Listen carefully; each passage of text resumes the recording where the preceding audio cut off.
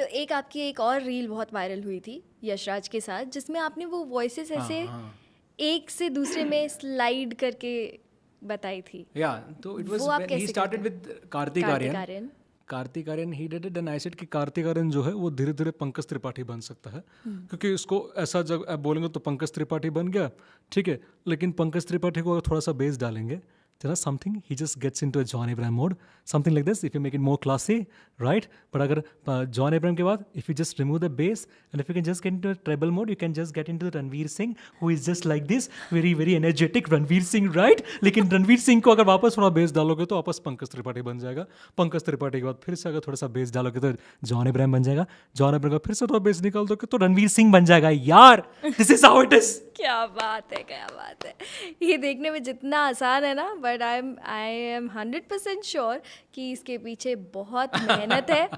बहुत स्टाइल कैसा होगा, बोलने का तरीका कैसा होगा, लय कैसी होगी, मीटर, टोन, पिच, सब कुछ बहुत मैटर करता है. thank you. And hats off to your talent and your hard work and all your practice. Thank you very much, loved it. तो आपने जावेद साहब के घर पे परफॉर्म किया, इंडियन आइडल हो गया, सब हो गया. उसके बाद आता है आपका पहला स्टेज शो, जिसमें आप पहुंचे, आपने परफॉर्म किया, लेकिन वो स्टेज शो हो गया फ्लॉप. यस, बिकॉज कंटेंट नहीं था ना मेरे पास. मुझे पता है that's the difference between doing imitations, just doing mimicry, just doing dialogues. लेकिन डायलॉग्स की फिर उसके ऊपर एक लेयर होनी चाहिए ना.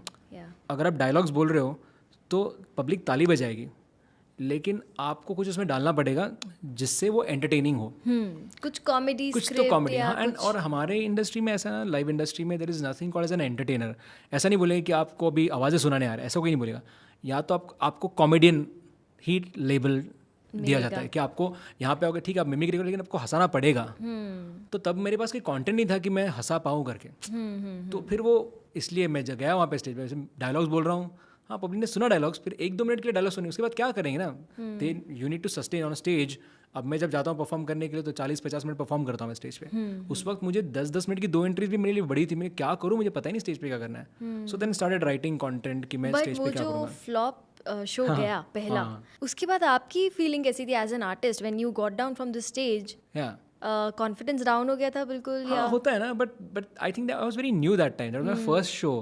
तो मुझे बोला कि then again you know like कि फिर क्या करना चाहिए. चलो हो गया, अब करना क्या होता है, सोल्यूशन क्या है. Then I started meeting people, started meeting different comedians उनसे. But again you know like मेरी लाइफ में I don't want to be tagged as a comedian because comedy is a very different thing जो मैं नहीं करता. मेरा फोटे is इम्पर्सिनेशंस. मतलब लेकिन फिर आपको उसको कॉमेडी देनी पड़ेगी, बिकॉज यहाँ पे कुछ तो आपको, या तो आप जैसे फॉर एग्जांपल अभी भी मुझे सिंगिंग का इतना शौक है कि even in stage shows I सिंग.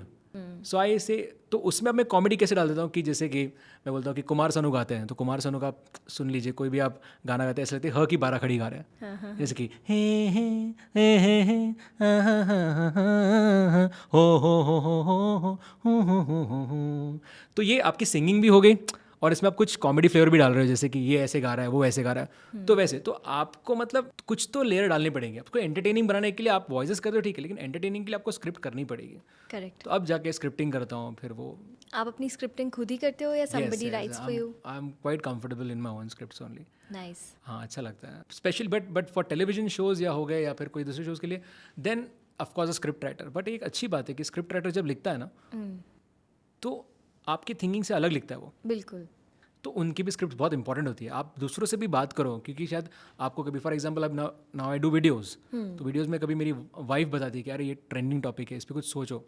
तो हमेशा हमें you have to keep your eyes and ears open, लेना कि कहाँ से क्या कंटेंट आ जाए, कौन क्या बोले. तो एक चीज़ बोले तो फिर वैसे है. सो आजकल आपने सोशल मीडिया पे बहुत अच्छे कंटेंट पीसेस पोस्ट करना शुरू कर दिया है. How does social media help you? Amazingly well. मतलब जब मैंने इंडियन आइडल का तो वही तो था, how I got monster kid was because of the auditions. तभी उस वक्त only TV was the medium.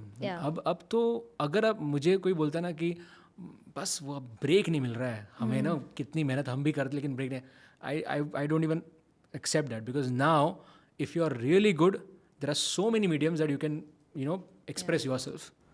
अगर आप अच्छे हो तो डालो वीडियो, अच्छा है तो जाएगा वायरल, नहीं तो नहीं जाएगा. अब तो कोई एक्सक्यूज दे ही नहीं सकते हो आप, मुझे ऐसा लगता है। अब तो आपके पास बहुत सारे मीडियम्स है। Social media I love social media because मतलब अगेन उसको कंसिस्टेंसी लगती है, हर एक चीज़ को कंसिस्टेंसी लगती है।